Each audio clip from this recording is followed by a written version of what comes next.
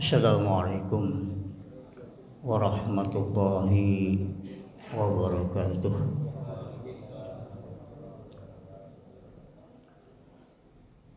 Alhamdulillahirabbil alamin.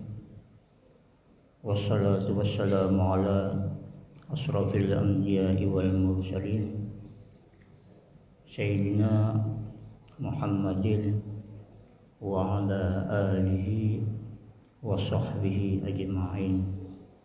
Amma ba'd. Jamaah salat Isya dan insyaallah nanti kita lanjutkan dengan salat tarawih rahimakumullah. Pertama-tama marilah kita panjatkan puji dan syukur kepada Allah Subhanahu wa taala. Kemudian salawat dan salam kepada junjungan kita Nabi besar Muhammad sallallahu alaihi wasallam. Jamaah kaum muslimin rahimakumullah.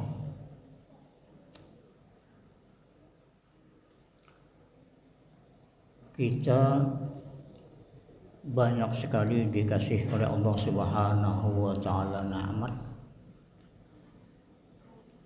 Tubuh kita ini dari ujung rambut sampai ke ujung kaki semuanya itu nikmat yang diberikan oleh Allah Subhanahu wa taala. Panca indera yang diberikan oleh Allah kepada kita semuanya, mata, telinga, mulut,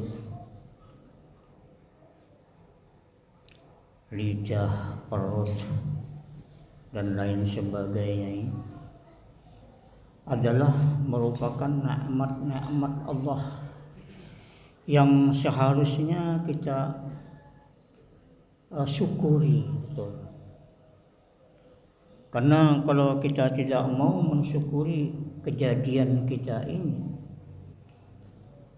maka kita sebagai orang atau manusia atau hamba yang tidak mau mensyukuri nikmat Allah dan digolongkan sebagai orang yang kufur akan nikmat.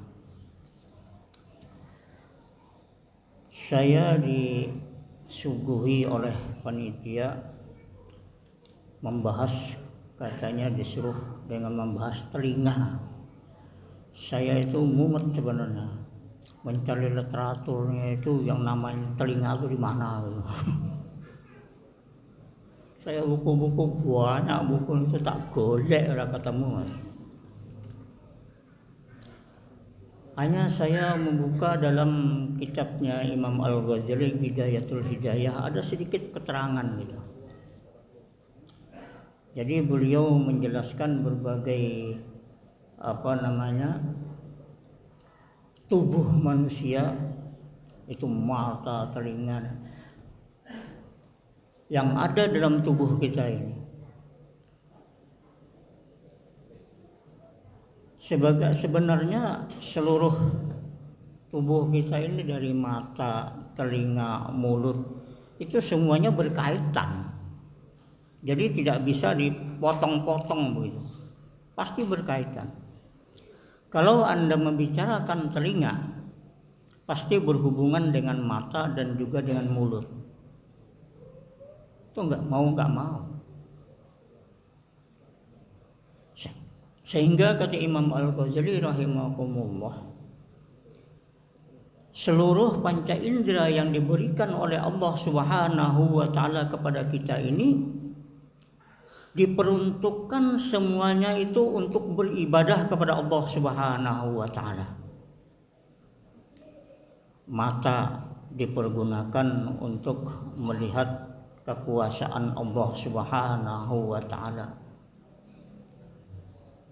Melihat Al-Qur'an, membaca Al-Qur'an dan lain sebagainya, membaca kitab, mempelajari ilmu itu dengan mata.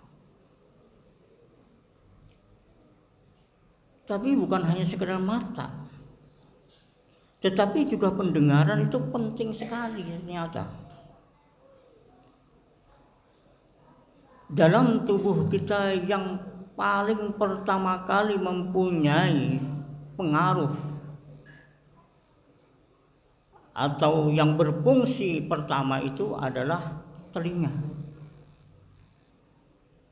Dalam janin ibu-ibu lagi hamil itu yang pertama kali yang mempunyai peranan penting adalah telinga.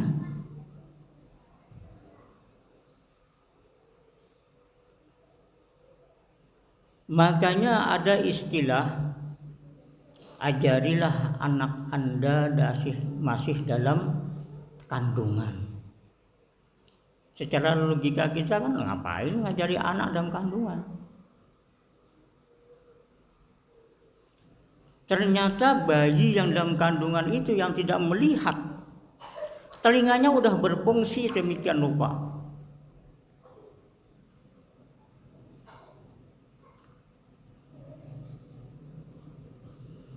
Ada seseorang yang mengajari anaknya dari kandungan itu. Jadi istrinya itu ngandung gitu. Jadi setiap kali tiduran bapaknya ini itu selalu membaca Al-Quran. Terus saja sampai dia melahirkan. Aneh bin ajaib dengan apa yang dia lakukan itu. Bocah yang lahir ini sensitivitasnya luar biasa dengan Al-Quran.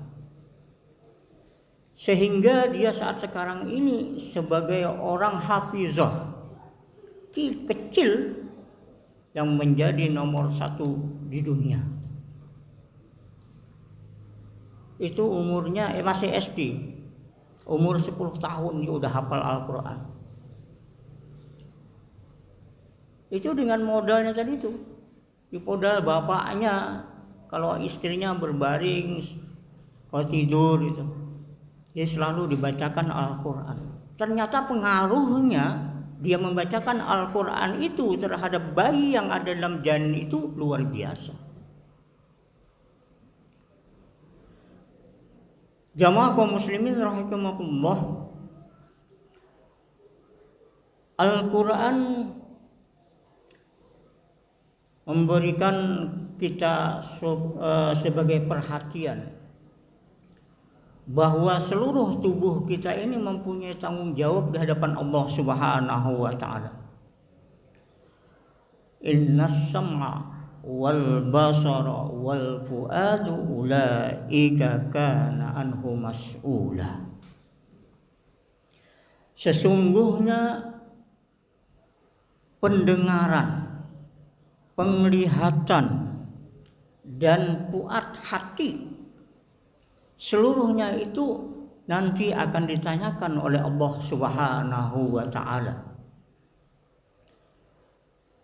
Dan pendengaran ini selalu digandengkan oleh Allah Subhanahu wa taala dengan penglihatan. Hampir beberapa ayat dalam Al-Qur'an itu dijelaskan demikian.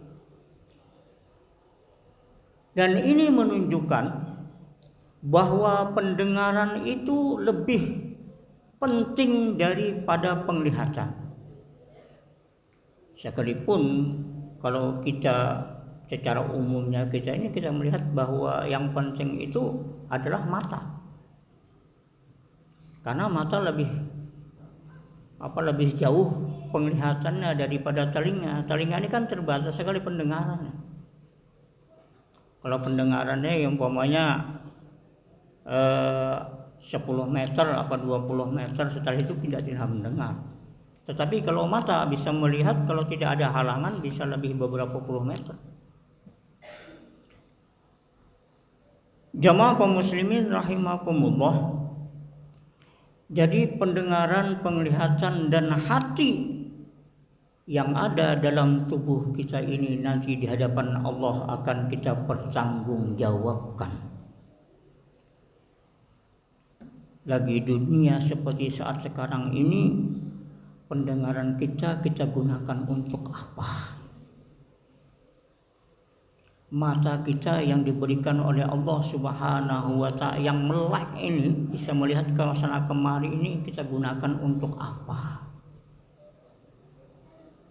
Sehingga mulut yang biasanya yang ngomel akan ditutup oleh Allah Subhanahu wa taala, dikunci oleh Allah Subhanahu wa taala. Yang dipertanyakan selain daripada mulut ini tubuh kita, tangan, kaki, semuanya akan diberikan pertanyaan oleh Allah Subhanahu wa taala. Mulut tidak bisa berbicara lagi, karena mulut seringnya ngabusi,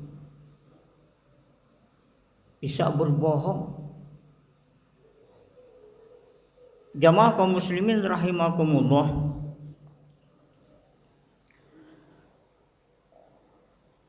Rasulullah alaihi wasallam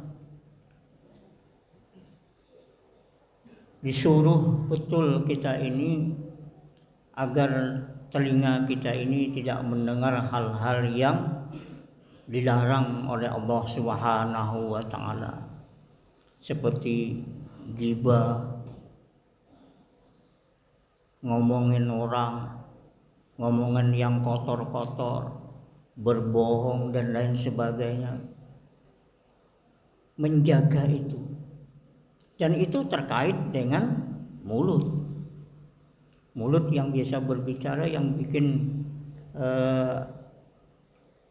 kita terkadang menjadi salah itu karena mulut. Makanya sahabat itu bilang gini, Abu Bakar itu selama megangi mulut beliau. Kok mengapa kamu pegangi ya Abu Bakar? Kata beliau, karena mulut inilah banyak orang yang terjerumus ke dalam neraka jahanam. Jadi marilah kita bersama-sama menjaga pemberian Allah Subhanahu wa taala ini yang kita peruntukkan, yang semestinya untuk beribadah kepada Allah Subhanahu wa taala, mendengarkan Al-Qur'an, mendengarkan pengajian dan lain sebagainya. Jauhilah hal-hal yang pendengaran itu yang nanti menjadi kita di hadapan Allah Subhanahu wa taala menjadi urusannya berkepanjangan, berat. Itu saja barangkali singkat yang sampaikan, semoga ada manfaatnya bagi kita semua. Wabillahi taufik wal hidayah. Wassalamualaikum warahmatullahi wabarakatuh.